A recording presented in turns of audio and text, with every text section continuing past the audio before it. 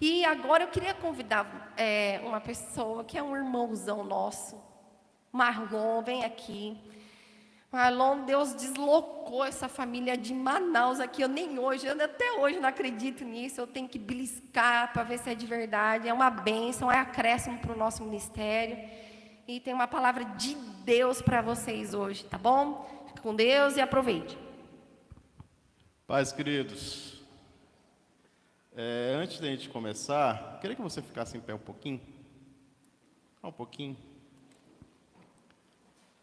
Eu confesso para você que faz tanto tempo que eu não pego o microfone que dá até um nervoso. Nervoso, né? Nervoso. Vocês sabiam que vocês conseguem falar mais inglês do que a gente, lá do norte? Fala Nova York aí. Olha aí, já um ponto já para falar inglês, fica mais fácil. Gente, eu estava procurando da parte de Deus uma palavra para dar para vocês, do Setembro Amarelo. Vocês sabem que é um mês de prevenção contra o suicídio. Não significa que o setembro a pessoa morre mais de suicídio. Por que não fala nos outros meses? É só um mês para a gente lembrar, assim como autismo, né? Se eu não me engano é o mês de novembro. Não estou lembrado agora, tem vários meses, né? Tem meses aí. O apóstolo explicou isso alguns domingos atrás. E eu passei por uma depressão e transtorno de ansiedade alguns anos atrás. E o Du, junto com o pastor Alcides, me chamou para falar um testemunho, mas eu queria dar uma pincelada, fazer uma pregação, uma palavra, e depois falar alguma coisa que aconteceu comigo, assim como o Paulinho falou no domingo atrás, amém? Queria que você fechasse seus olhos. Deus, nós queremos te agradecer. Quero colocar a minha vida diante da tua presença. Quero colocar a vida dos seus filhos na tua presença. Que a nossa mente esteja cativa para ouvir aquilo que o Senhor tem sobre nossas vidas. Meu Deus, tira toda a preocupação, toda a tristeza, toda a mágoa, tudo aquilo que interrompe, todo o bloqueio que interrompe a tua palavra de chegar no coração do teu filho, da tua filha, e que eles possam sair daqui ministrados, não por mim, mas pelo teu Santo Espírito, para que haja quebras de preconceitos, quebras de maldições, quebras, meu Deus, de coisas que de repente estão na mente deles e eles nem sabem o que é, mas que possa vir luz sobre a vida deles, para que haja uma transformação e a tua mão, a tua salvação alcançá-los ainda um pouco mais. Assim nós te pedimos no nome de Jesus. Amém. Dê um aplauso ao Senhor, por favor, e pode se sentar. Queridos, eu vou ser bem rápido para vocês. Geralmente a gente fala sempre isso, mas demora uma hora. Olha só, Deus ele tem uma forma, e eu gosto muito daquilo que Deus faz, porque cada pessoa é um mundo, cada pessoa é um universo, e Deus ele trata com a gente diferente de cada pessoa. Da forma que Deus fala comigo, não é a mesma forma que Deus fala com você. Da forma que Deus ele ministra o meu coração, não é a mesma forma que Deus fala, que ministra o seu coração. Não significa que eu sou melhor ou você é melhor. São diferenças. E Deus ele conhece cada personalidade e ele trata de forma diferente. Então, quando o pastor Alcides veio comigo e falou assim: Marlon, você pode dar o seu testemunho do que acontece? Eu falei assim: tá bom, dou. Eu conversei com o Paulo, falei: Paulo, vamos fazer o seguinte: qual domingo você vai, qual eu vou? Ele falou: Marlon, só dá para mim nesse domingo, que era o domingo passado, e você vai no próximo. Eu falei: top, não dá mais tempo. Preciso me recuperar desse baque que eu não sabia o que ia acontecer. E Deus ele começou a ministrar o meu coração. E é meio que, sabe aqueles armários de escola? No Brasil geralmente não tem, mas você vê aqueles filmes americanos, tem aqueles armários, um em cima do outro, que você vai... E Deus ele começa a trabalhar comigo dessa forma. Ele vai colocando uma parte aqui, outra parte ali, eu pego um negócio aqui, eu pego um negócio ali, ele vai montando tudo. Aí depois de 15 dias veio, e terminou ontem de noite. Eu fiquei feliz, porque Deus ele falou algo comigo que eu queria compartilhar com vocês. Mas antes disso, existe uma historinha que eu vi, dessas gavetas que Deus me deu, uma historinha que eu vi num treinamento que eu estava fazendo. Tem um monge budista, que um discípulo chegou com ele e falou assim: olha, eu estou com alguns problemas, eu queria que o senhor me aconselhasse. E ele falou assim: tá, vamos conversar. E o monge começou a conversar com o discípulo, e o monge falando, o discípulo ele ele fazia negativa com a cabeça, interrompia o monge, e o monge ficou meio chateado com aquilo. Poxa, o cara vem atrás de mim, pediu um conselho, eu dou o conselho, mas ele fica replicando aquilo que eu estou falando. E ele falou para o discípulo, vamos fazer o seguinte, vamos tomar um chá? Aí o discípulo, bora. Aí o mestre foi lá, o monge foi lá, começou a encher a xícara do discípulo, e começou a encher a xícara dele. Mas da forma que estava enchendo a xícara, ele não revirava o bule, ele deixava encher até transbordar. Aí o discípulo chegou com ele, falou assim, mas por que você está fazendo isso? Por que você está derramando? Não era melhor você chegar num ponto que parasse, você tirasse? Aí ele olhou para o discípulo e falou assim, agora você entendeu. Eu nunca posso falar alguma coisa para você, porque você está cheio das suas manias e dos seus bloqueios. Se você estiver cheio daquilo que você acha que é o correto, tudo que eu for falar para você, você não vai aceitar. E o monge chegou com o discípulo e falou assim, esvazia a sua xícara.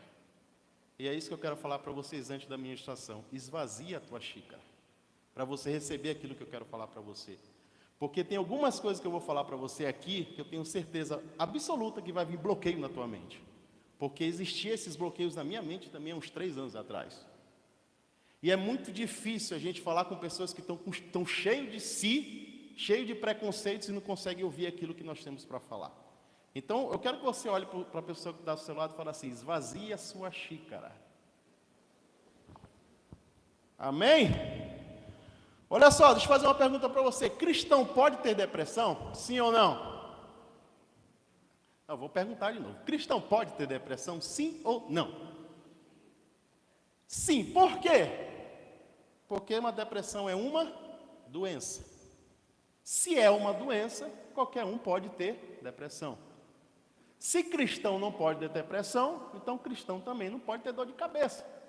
Se cristão não pode ter depressão, cristão também não pode ter câncer, não pode ter AIDS, não pode ter tudo aí de doença que você já ouviu falar. Isso muitas vezes vem de uma base que algumas pessoas chamam de teologia da prosperidade. Que o crente ele tem que ser triunfalista na terra, ele só pode vencer. Ele não pode ter uma derrota, ele não pode ter um revés, ele não pode ter uma pessoa que chega com ele e fala que ele está errado, ele não pode ouvir isso. Ele acha, até hoje, isso tem muito também de alguns ensinamentos que nós ouvimos, de nossas bases pequenas, que o crente, que as coisas que acontecem nas nossas vidas, eles acontecem, se for ruim é porque nós estamos em pecado, se for bom é porque nós fizemos alguma coisa de boa. Entenda algo, nada na sua vida acontece da parte de Deus por conta de alguma coisa que você fez. Às vezes Deus faz alguma coisa sobre nossas vidas, apesar daquilo que nós fazemos. Muitas vezes nós não merecemos, ou não somos aptos a receber alguma coisa que Deus tem para nossas vidas, mas nós recebemos porque Deus é misericordioso, e ponto final. Não é porque você é bonzinho ou é porque você é ruim, é porque Deus faz, independente de qualquer coisa. A Bíblia fala que o sol nasce para justos e injustos. A mesma oportunidade que um justo tem, um injusto também tem. A nossa diferença é a nossa resposta daquilo que Deus nos chama. Isso é o que nós temos que fazer. Eu posso ouvir amém? Então, você não vai só triunfar. Você não vai só vencer. Eu gosto muito de uma palavra do John Maxwell, que ele fala assim: o crente ou o líder, ele não perde, ele aprende. Tudo nas nossas vidas de derrota que nós temos que aprender no meio do caminho. Você nasceu na terra, você tem um propósito de Deus na terra, e no meio desse caminho você vai errar, você vai dar umas caneladas, isso é normal. A diferença é a tua resposta em cima dessas caneladas. Quando vir os erros, o que você vai fazer? Você vai ficar isolado ou você vai pedir perdão e você vai continuar essa caminhada? Olha só, Timóteo, ele sofria de uma doença. Tanto é que Paulo chega com ele e fala assim: olha, Timóteo, toma um pouco de vinho por causa do seu estômago. Isso daqui vai a primeira coisa que eu vou falar sobre o Setembro Amarelo, que fala de transtorno de ansiedade, que é uma das coisas que eu tive. Até mais forte do que depressão. Geralmente, quem tem transtorno de ansiedade tem problema no estômago. Geralmente. Não estou falando que todas as pessoas que têm problema no estômago teve transtorno de ansiedade, mas geralmente quem tem transtorno de ansiedade gera um problema no estômago. Então, provavelmente Timóteo era ansioso, porque ele tinha problema no estômago, provavelmente uma gastrite. Ou então, qual é aquele outro que o cara que volta aqui? Como? Refluxo, essa parada eu tenho também. Tanto gastrite quanto refluxo. Eu não posso dormir de barriga para baixo. Eu tenho que sempre dormir de lado, então de barriga para cima. Se eu dormir de barriga para baixo, eu acordo no meio da noite sem ar nenhum, com o alimento bem aqui na garganta. Eu já tentei tomar remédio, não funciona. A única forma para não voltar essa parada é dormir direito. E emagrecer também, né? Geralmente os gordinhos sofrem de refluxo. Então, e nós vemos outros profetas, outros reis também morrendo de doenças. Você tem o rei Ezequiel. É um desses dois, eu estou confundindo, tá, gente? Desculpa, é o nervosismo. Nós temos profetas que morreram por doenças. Então, ou seja, se doença fosse alguma coisa de uma punição de Deus, muitas pessoas, os de Deus, não seriam mortos por doença, seriam arrebatados. Então nós precisamos entender isso. E eu quero usar aqui um personagem bíblico que Deus ministrou muito ao meu coração em relacionado a ele. Coloca para mim aqui 1 Reis, livro de 1 Reis, capítulo 19, a partir do versículo 1. E é interessante, eu vou falar do profeta Elias, que se você pegar no capítulo 17 e o capítulo 18, Elias foi um homem que eu desconheço outro profeta do Antigo Testamento, tirando Moisés, mas Moisés é mais, coloco ele como profeta, mas é uma coisa um pouco diferente. Eu desconheço um profeta que fez mais milagres do que Elias no Antigo Testamento. Está sendo? Ah, tá bom, obrigado. Eu desconheço um profeta que fez mais milagres. 1 Reis, capítulo 19, versículo 1. Através do livro da vida de Elias, ele multiplicou farinha na viúva de Sarepta, ressuscitou o filho que tinha morrido. Ela não poderia ter filho, através da palavra dele. Ela teve filho, esse próprio filho morreu, ele foi lá e ressuscitou o filho. Ele fez chover, ele matou profetas, falsos profetas. E uma das coisas mais incríveis que eu vi na Bíblia, ele corria mais do que o Bolt. Ele disputou com o rei Acabe, ele saiu correndo, ele estava num canto, ele chegou lá, sei lá, mais do que o The Flash, bem rápido. Agora, uma das coisas mais impressionantes que aconteceu na vida dele, que ele fez fazer fogo no molhado. Então, muitas coisas aconteceram na vida desse homem. Era um profeta realmente que Deus usava a vida dele. Agora, olha o que aconteceu. Versículo 1. Acabe contou a Jezabel tudo que ele tinha feito e como havia matado todos aqueles profetas à espada. Pode passar. Por isso Jezabel mandou um mensageiro a Elias para lhe dizer que os deuses me castigam com todo rigor, se amanhã nesta hora não fizer com a sua vida o que você fez com a deles. Pode passar. Elias teve medo e fugiu para salvar a vida. Em Beceba de Judá lhe deixou o seu servo. Olha só, não, volta aí, fica no versículo 3 mesmo. Olha o que aconteceu e uma das primeiras, um dos primeiros sintomas de uma pessoa que está com depressão: medo. Ele teve medo, e o que aconteceu depois que ele teve medo, gente? Ele fugiu. Ele não quis ficar no mesmo lugar de uma mulher. Gente, olha só. Ele matou vários profetas, eu não me lembro a quantidade, vários profetas falsos. E ele teve medo da palavra de uma mulher. Uma mulher. Palavra de uma mulher. Amedrontou mais Elias do que profetas. E ele começou a entrar numa caverna, ele começou a entrar numa depressão, por causa de uma palavra. Agora, o que eu acho mais interessante, lembrando daquela música da Ludmila Ferber, que depois de uma vitória vem a guerra, e é interessante que muitas vezes nós conquistamos alguma coisa, e depois vem um revés, mas só que nós não temos estrutura emocional suficiente para depois de uma vitória vir a derrota. Porque a gente acha que a gente só pode vencer. Quando Deus está mostrando para mim e para você que você vai ter algumas coisas na sua vida que vai ser um passo para trás. Para justamente você ver que tem alguma coisa errada, entender que tem alguma coisa errada, consertar aquilo que está errado para você continuar caminhando. Porque você não pode continuar caminhando doente. Você não pode continuar caminhando com problemas no seu passado. Para você enxergar o seu futuro, você tem que resolver problemas no seu passado. Nós não podemos conquistar alguma coisa lá na frente se meu passado me condena, se meu passado me paralisa.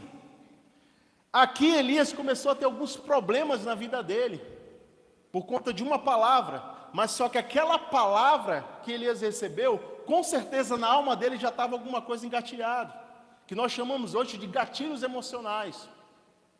Olha só, a nossa mente, voltando àquele armário lá do colégio, a nossa mente é como se fosse vários armários.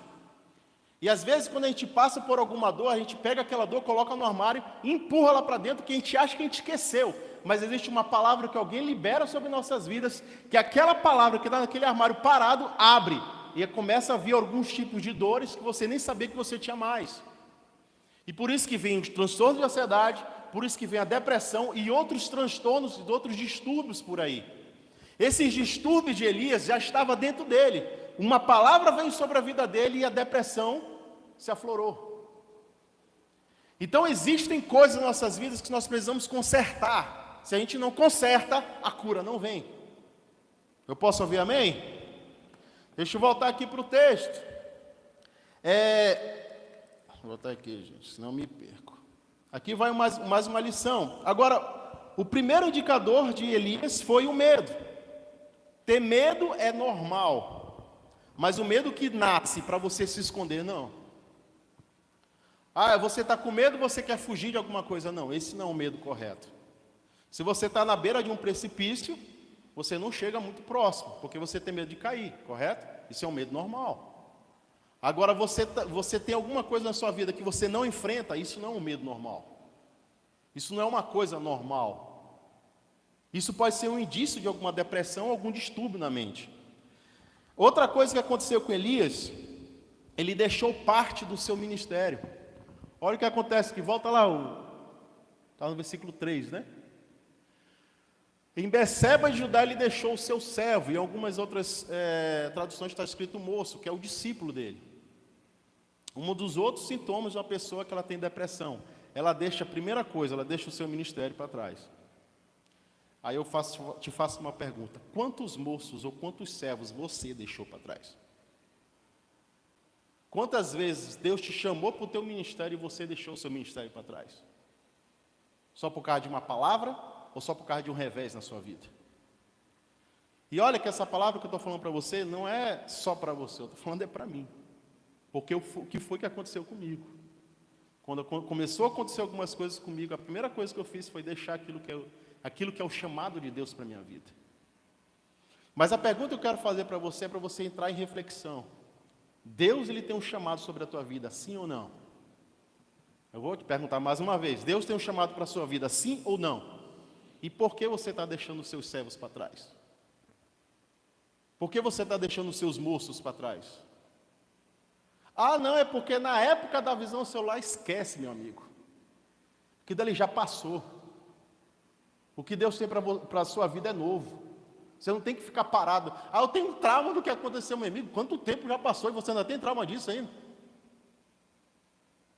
Tem coisas na sua vida que Deus vai resolver e tem coisas na sua vida que você tem que decidir resolver. Meu amigo, Deus ele já fez a cura sobre a sua vida, foi na cruz do Calvário. Você só tem que tomar posse dela. Eu posso ouvir um amém? Mas foi dura essa palavra.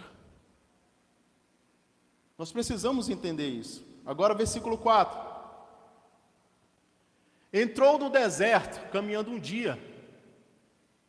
Quando a pessoa entra em depressão, ela se isola mais ainda. Primeiro ele fugiu, depois ele entrou no deserto.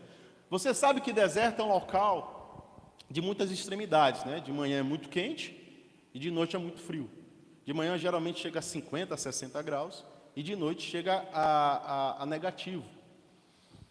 Muitas vezes, o que acontece na vida de muitas pessoas que ela entra em depressão, que além de ela fugir daquilo que Deus chamou para ela fazer, ou de repente fugir de alguma coisa, de um trabalho, alguma coisa assim, ela entra no deserto para se esconder, mas na verdade ela entra nas extremidades da alma dela. O deserto aqui, ele é figurativo.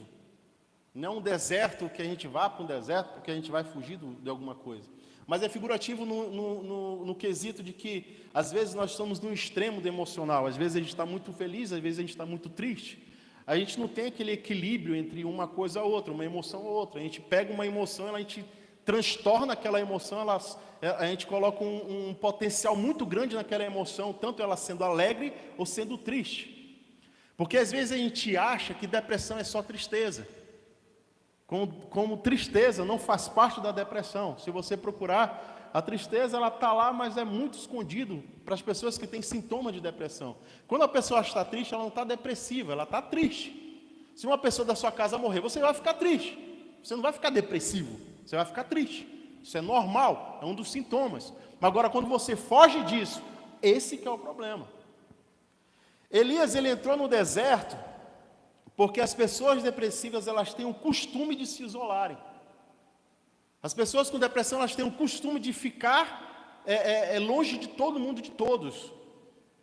Foi o que aconteceu com Elias. Outro sintoma, está nesse versículo aqui. Chegou a um pé de esta, sentou-se debaixo dele e orou pedindo a morte. Já tive o bastante, Senhor, tira a minha vida, não sou melhor do que os meus antepassados. Pessoa com depressão, ela tem tendências suicidas, né? Ela tem alguns gatilhos na vida dela em que ela quer tirar a sua vida. Agora, como ele é crente, ele não queria se matar, ele queria que Deus tirasse a própria vida dele, porque ele queria afagar a dor dele.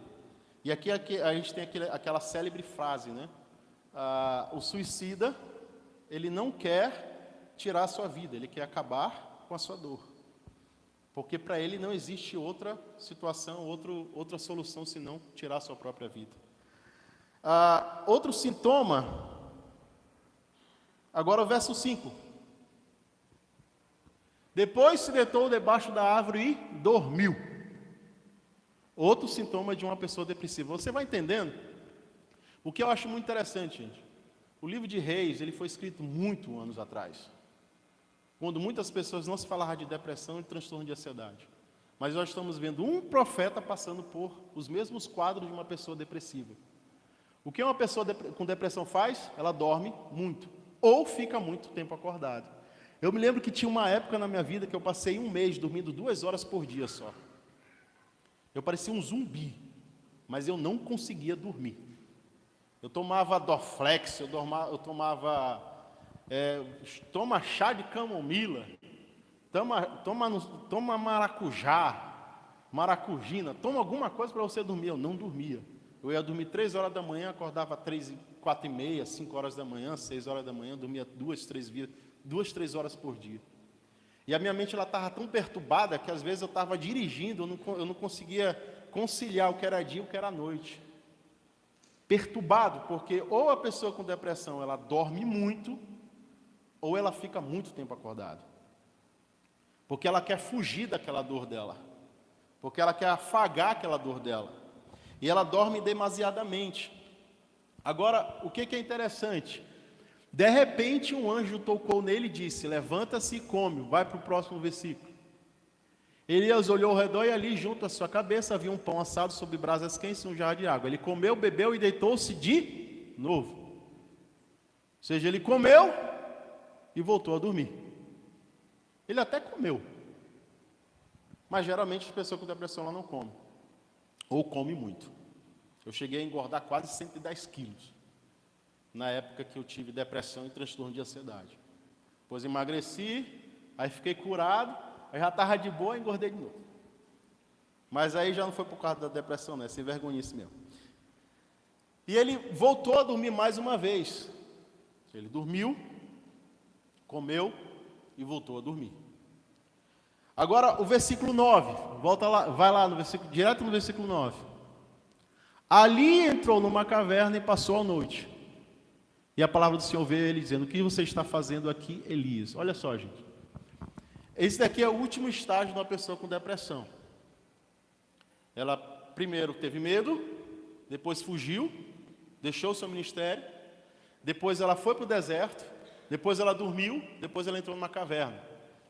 A caverna é um lugar escuro, local úmido, não tem vida, é tenebroso. Geralmente tem umas cachoeiras lá no Amazonas, numa cidade chamada Presidente Figueiredo, que fica mais ou menos uns 110 quilômetros de Manaus.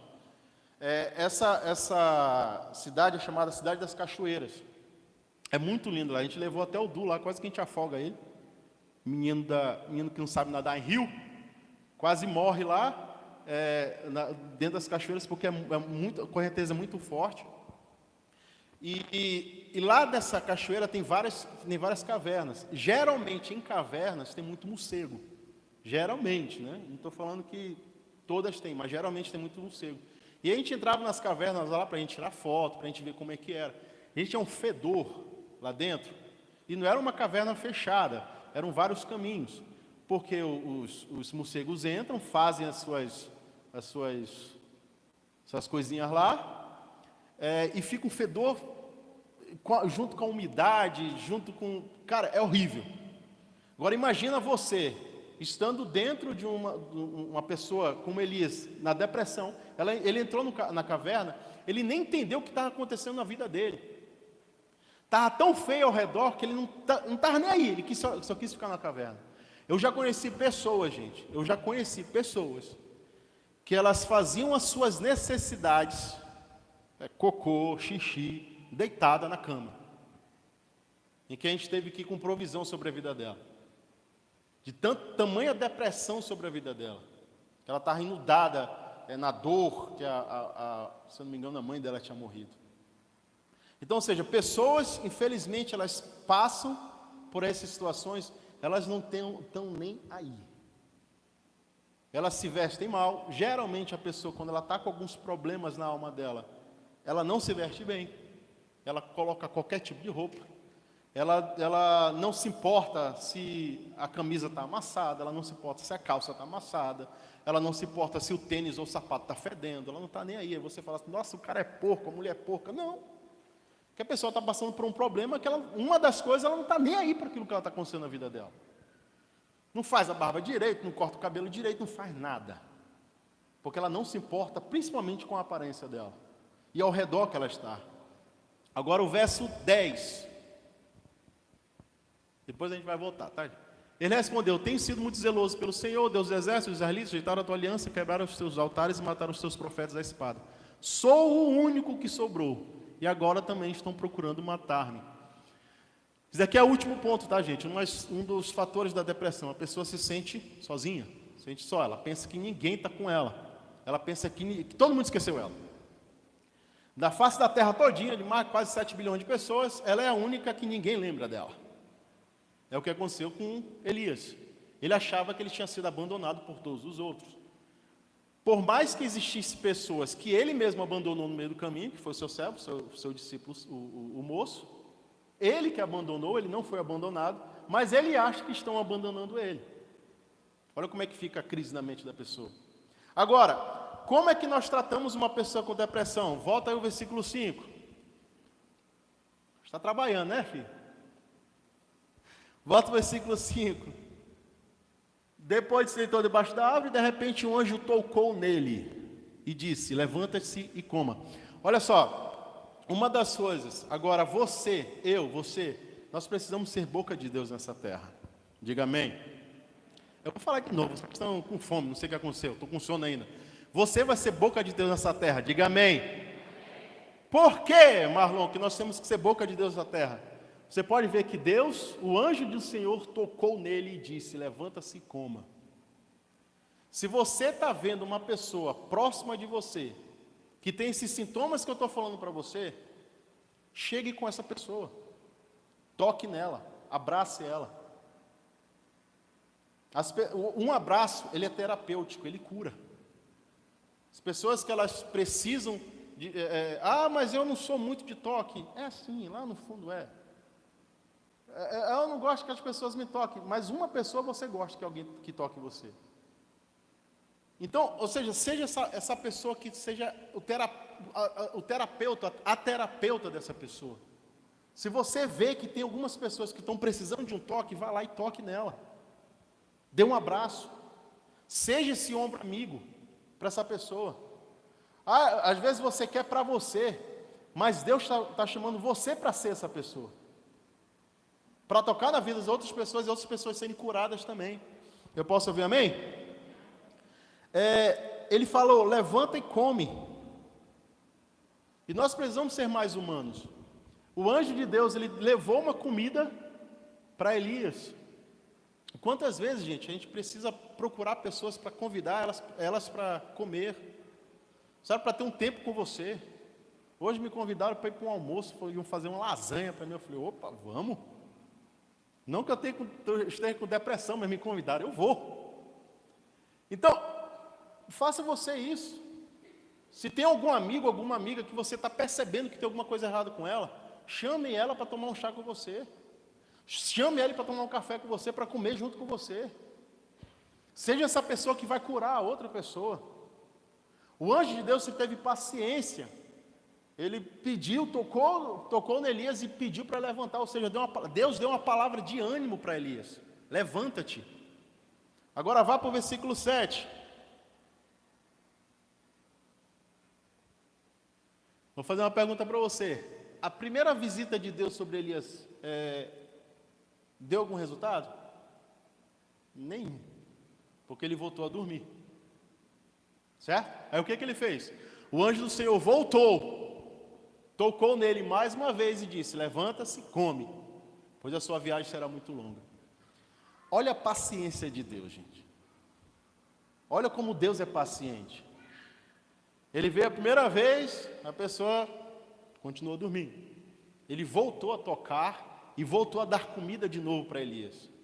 A gente vê uma pessoa passando por alguma dificuldade, a gente já fez, se a gente vai lá, a gente dá uma palavra, a pessoa não faz nada, isso não tem jeito, nem Deus muda. Quantas vezes, gente, eu tive que fazer alguns sacrifícios por algumas pessoas. Eu me lembro de uma vez que eu peguei uma pessoa, ela morava na minha casa, era um discípulo, morava na minha casa. Ele recebeu o salário dele, na época era bem pouquinho, era uns R$1.000. Ele recebeu o salário dele. Ele chegava mais ou menos umas 5 horas da tarde em casa. Ele deu 5 horas, 6 horas, 6, 7, 8, 9, 10, nada, o cara chegar. E eu acordava muito cedo, acordava umas 5 horas da manhã, pegava o carro para ir embora para trabalhar.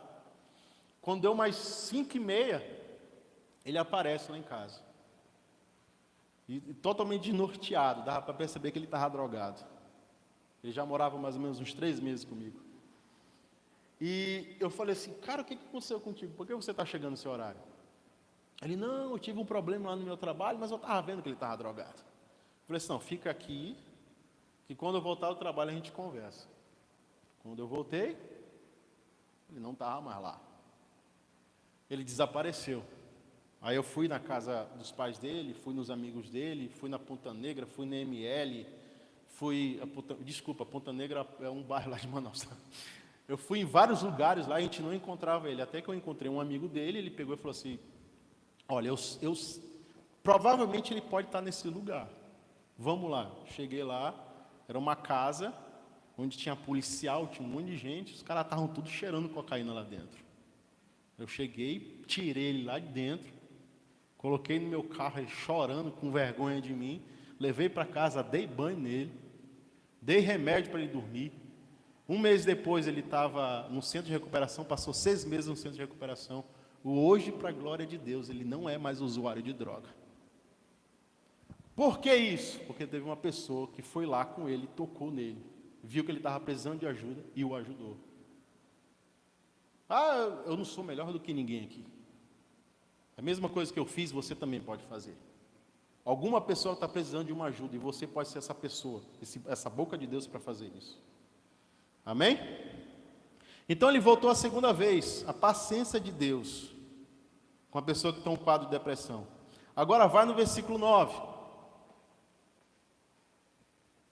Ali entrou numa caverna e passou a noite, a palavra do Senhor veio a ele dizendo, o que você está fazendo aqui? Ou seja, Deus ele foi até terceira vez atrás de Elias. E ele falou assim: o que você está fazendo aqui? Essa palavra aqui, Deus ele não está falando uma palavra geográfica, aqui na caverna. Mas Deus está falando para Elias aqui, assim, ó, o que você está fazendo aqui, que você não está fazendo aquilo que eu mandei você fazer? Que é levantar e ir. Porque Deus, no versículo anterior que eu falei para vocês, ele pediu: levanta, coma e vai para o caminho que eu vou lhe mostrar. Mas ele não foi, ele foi para a caverna. Então Deus ele falou assim: o que você está fazendo aqui? E eu quero fazer essa pergunta para você também: o que você está fazendo onde você está? Se Deus mandou fazer alguma coisa e você não está fazendo, o que você está fazendo onde você está? Ah, não sei. Deus ele deu uma palavra no teu coração. Eu acredito muito, que todos que estão aqui têm um chamado da parte de Deus. Ah, eu não tenho. Você não acredita por você, eu acredito que todos aqui têm um chamado. Porque Deus chamou a todos, Ele não chamou só um. Ele chamou todos para servir o ministério. Eu queria falar bem rapidinho, quanto tempo tem ainda? Que horas tem? Tá, então tem 12 minutos para falar com vocês ainda. Há 3 anos atrás, gente, eu recebi um telefonema de uma pastora aqui da região. Não é ninguém daqui da Casa Favorita, mas de uma região daqui. Essa pastora, ela me ligou, e na hora que ela me ligou, estranho, fazia tempo que eu não falava com ela, e ela começou a chorar ao telefone. Ela chorava muito. Aí eu entrei no mundo de Nárnia, né? Falei assim: nossa, o que está acontecendo? Será que o marido dela traiu ela? Será que o filho dela se confessou que ele tinha um jeito?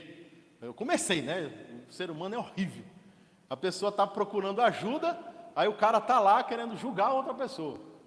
Ela começou, gente, ela ficou uns 5 minutos chorando. E ela falou para mim assim: pastor, eu quero uma ajuda sua. Eu falei: tá. A igreja dela era gigante. Eu falei: o que eu posso ajudá-la? E ela começou a falar algumas coisas que estavam acontecendo na vida dela, alguns sintomas que estavam acontecendo na vida dela. Ela estava com depressão. Mas só que existe uma coisa, gente, se eu não me engano, em 1 Coríntios capítulo 12, que fala sobre os dons. Eu não sei se é 12 ou é 14, não estou lembrado agora. E tem um dos dons lá, que é palavras de conhecimento. O que é palavra de conhecimento? Uma vez um pastor estava ministrando, e ele começou a mancar no púlpito. Ele começou a ter uma dor muito grande na perna esquerda dele.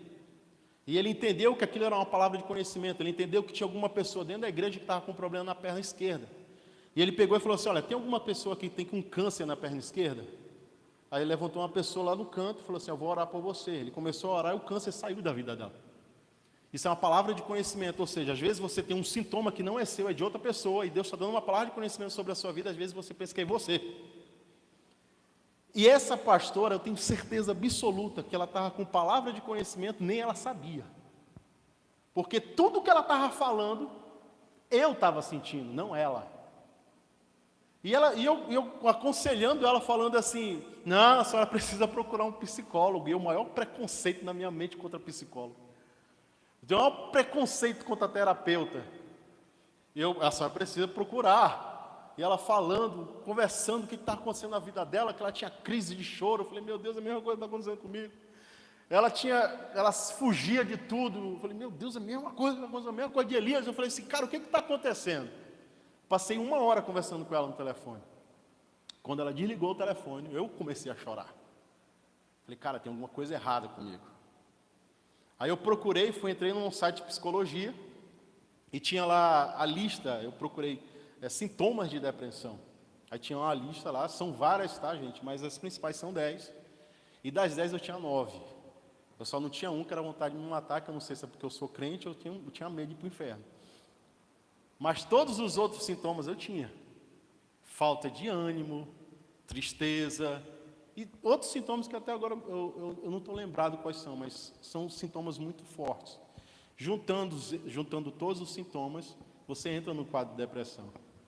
Eu liguei para minha esposa, enviei o site desses sintomas de depressão para ela, E ela falou assim, tá, eu não estou entendendo, por que você me enviou isso? Eu falei assim, eu quero que você leia. Ela começou a ler. Ela falou assim, tá, alguém está passando por isso? Eu falei, sim, eu estou passando por isso. Ela, sério? Sério. Aí a minha esposa, como toda mulher, muito falante, ela começou a falar, não, você tem que fazer isso. Eu falei assim, eu só quero que você me escute. Eu só quero isso.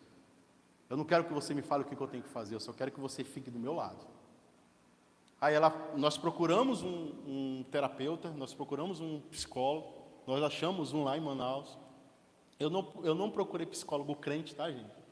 Você fala assim, tem que procurar psicólogo crente. Eu não procurei, eu procurei um psicólogo. E por coincidência, ela é crente. Mas não foi um motivo, eu procurei o psicólogo porque eu sabia que eu precisava de ajuda. E foi engraçado que a primeira vez que eu entrei no local, a Claudinha ia gostar muito, porque era um local assim. Tinha um lanchezinho lá que só era café. Era café, você viu todo tipo de café. E para você entrar para as salas, você tinha que esperar nesse lanchezinho na frente. Gente, eu me lembro, porque era o pessoal da igreja. E eu com vergonha, pastor, não é que pode?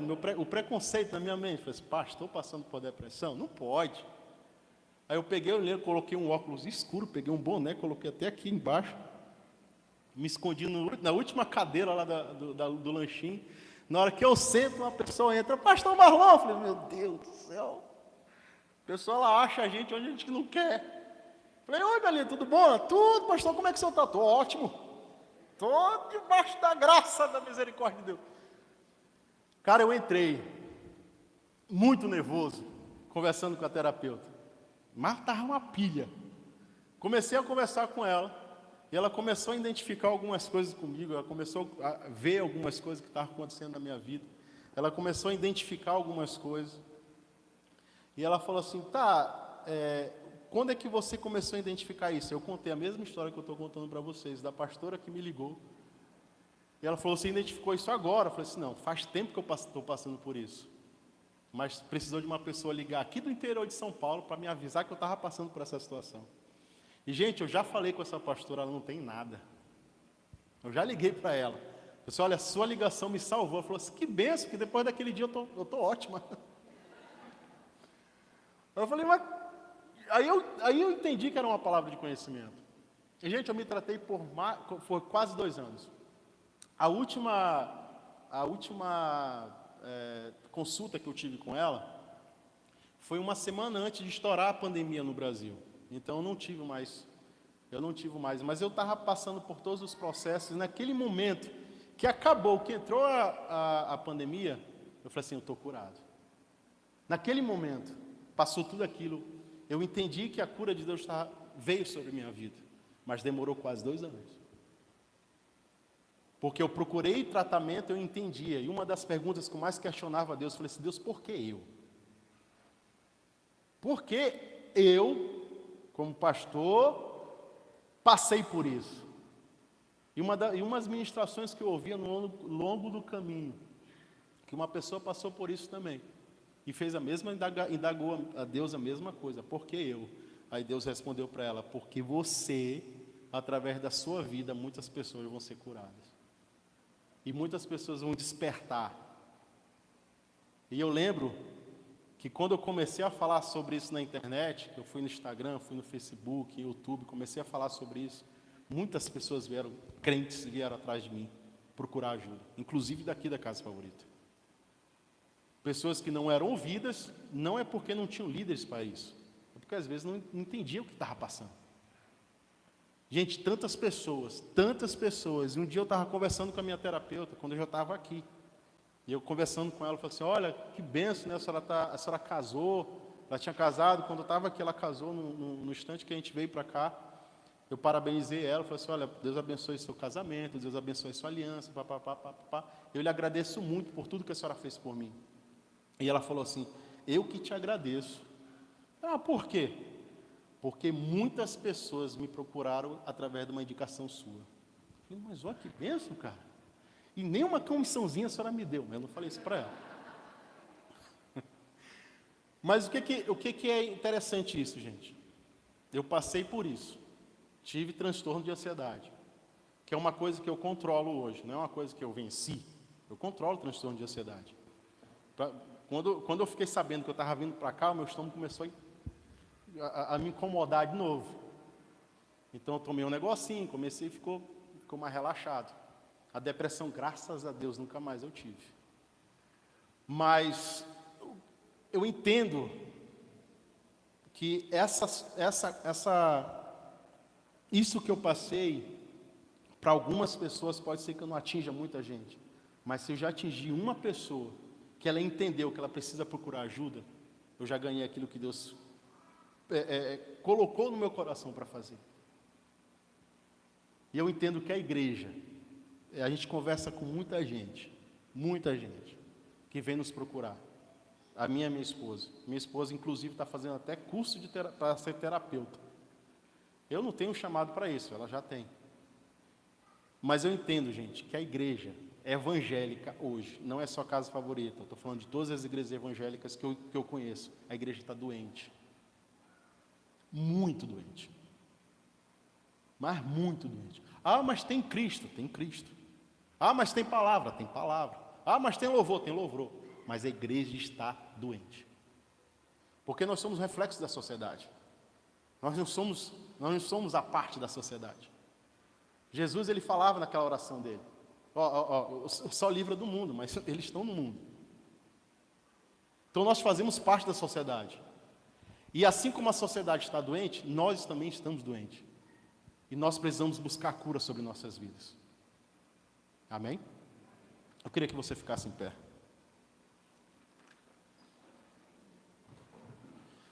Coloca para mim aí o versículo 15.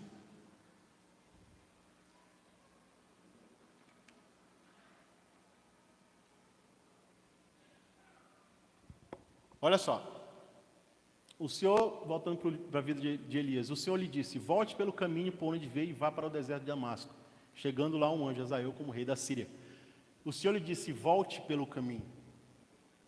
O que acontece quando uma pessoa ela se recupera daquilo que ela teve? Ela volta.